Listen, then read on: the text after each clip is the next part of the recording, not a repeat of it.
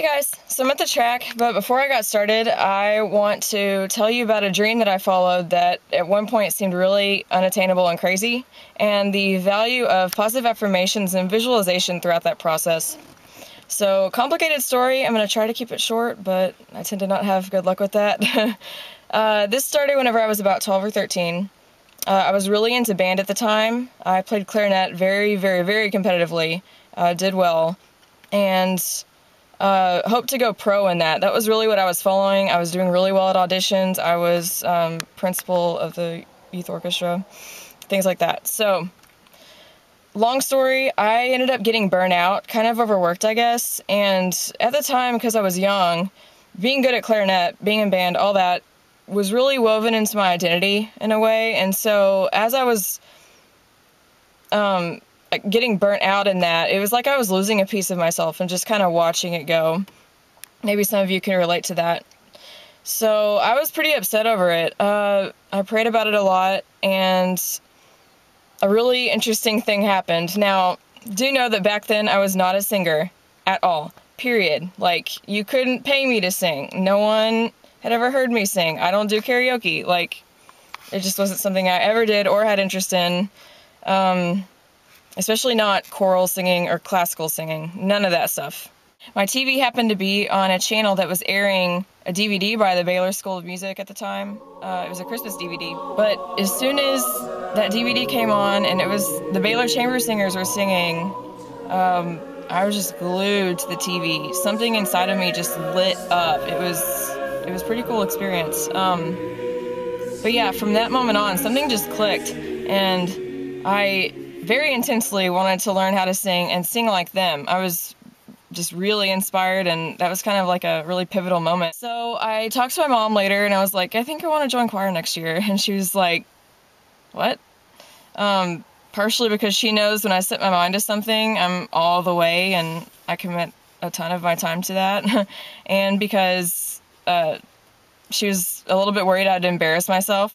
Because of that, I practiced in secrecy for 3 months. So I tried to cultivate my voice in a way that would get her approval to join, and I eventually did that. I dug up everything I could find on the Baylor Chamber Singers. I dug up some of their recordings, audition information, all of that sort of stuff. I was extremely driven about this goal and would even wake up at 5 a.m. Every morning I would practice. I dug up old recordings of the Baylor Chamber Singers, found out everything I could. They used to do this processional, and that was one of the coolest moments of their concerts, and that was a huge tradition. They did that for like 50 years. And I found a recording of that, and every single morning before school, I would sing with that recording and vividly visualize myself in that choir, in the Armstrong Browning Library, doing the processional. Every single morning for years. I also... I bought the DVD that was on TV at the time, and I'd watch that just about every day. That might seem kind of weird, and I didn't even know at the time.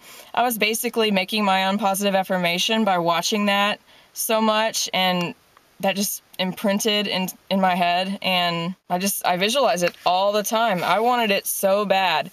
All through high school, that's all I wanted. Whenever I got to college, I really wanted to be in the Chamber Singers. That was my huge, huge, huge dream. So I was very determined to make this happen. I worked my butt off, got a good voice teacher, did well at auditions later on, ended up getting first at Region my senior year, and got into the Baylor School of Music as a voice major. So that was a huge checkpoint. I was like, okay, I'm at the college I want to go to, that has the choir I want to be in. I still really had the goal of getting into Chamber Singers at some point. Auditioned for choirs, and I was put in women's choir my freshman year. That's the lowest choir, and I was really pretty distraught about that. So I was like, man, I was pretty bummed. So I guess in order to kind of protect myself, I slowly let go of the Chamber Singers dream. I came to the realization that all the other sopranos had been in Chamber Singers before me. None of them were put in women's choir their freshman year. So I let that go and was cool with focusing on other goals, and I really just didn't think about it anymore. So you may think the story ends there. My sophomore year, I didn't even audition for Chamber Singers. and there happened to be an opening for soprano, and the director approached me telling me that he thought I would be a good fit. So the dream kind of came to me, I guess, which was really cool. Yeah, so my dream to be in Chamber Singers became a reality after 6 or 7 years of working on it. My first concert with them in the Armstrong Browning Library, that was probably one of the coolest spiritual experiences I've ever had. We did the processional, and as that was happening, it was like I was reliving 7 years of visualization, 7 years of dreaming about this. I was finally in it, and like I still get chills thinking about it.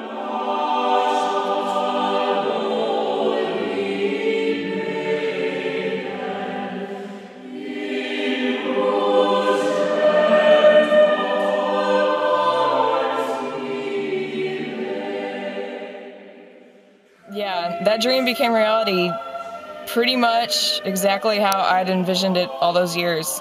And, you know, it's kind of ironic how it ended up there. Maybe the route wasn't exactly what I had in mind initially, but it did happen. So I want to encourage you, if you have a dream that seems really out of reach, and maybe even people think you're crazy for thinking about the possibility of doing it, no matter how far you are away from that end goal, I encourage you to work on it and don't lose sight of why you want that in your life.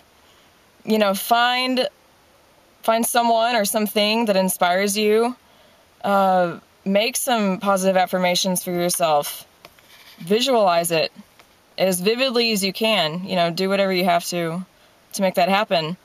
But whenever it seems like it's not going to happen, whenever it seems like you're not going to be able to reach that goal, remember my story, how I was put in women's choir my first year, and then the next year was in Chamber Singers. Just think about that, okay? Because this could happen to you too. You could be at the bottom and then eventually, you know, right around the corner even, end up accomplishing your dream. So do not give up. Do not listen to the voice inside your head that tells you you can't do it. Listen to the voice inside of you that says you can.